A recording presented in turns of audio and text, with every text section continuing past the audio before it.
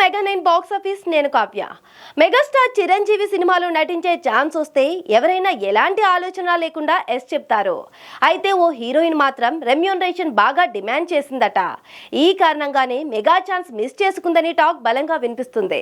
అసలు ఆ అమ్మడుకు తెలుగులో అవకాశాలు అంతంత మాత్రంగా ఉంటే ఇప్పుడు రెమ్యూనరేషన్ డిమాండ్ చేసి తప్పు చేసిందని సోషల్ మీడియాలో కామెంట్లు వినిపిస్తున్నాయి. ఇంతకీ ఆ హీరోయిన్ ఎవరు?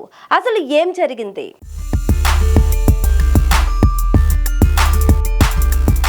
మెగాస్టార్ చిరంజీవి హీరోగా సక్సెస్ఫుల్ డైరెక్టర్ అనిల్ రావిపూడి ఓ భారీ చిత్రం చేస్తున్న విషయం తెలిసిందే.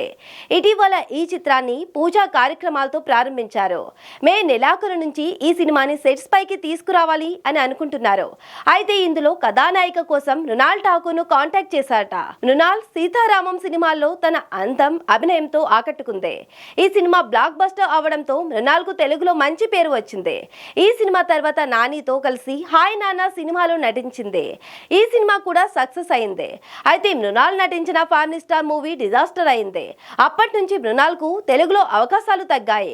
ప్రస్తుతం తెలుగులో అడవి శేషుతో కలిసి డెకాయిట్ అనే సినిమాలో నటిస్తుంది. ఈ సినిమా తప్పితే ఈ అమ్మడి చేతిలో మరో 4 సినిమా లేదు. ఇలాంటి టైంలో మెగాస్టార్ సినిమాలో ఛాన్స్ వస్తే ఎవరైనా ఎగిరి గంతిస్తారు. వచ్చిన అవకాశాన్ని సద్వినియోగం చేసుకుంటారు. అయితే మృణాల్ మాత్రం రెమ్యూనరేషన్ డిమాండ్ చేసి మంచి ఛాన్స్ మిస్ చేసుకుంది అని ప్రచారం జరుగుతుంది. మరో బ్యూటీ కోసం చూస్తున్నాట. మెగాస్టార్ మూవీలో నటించే ఛాన్స్ ఎవరు దక్కించుకుంటారో.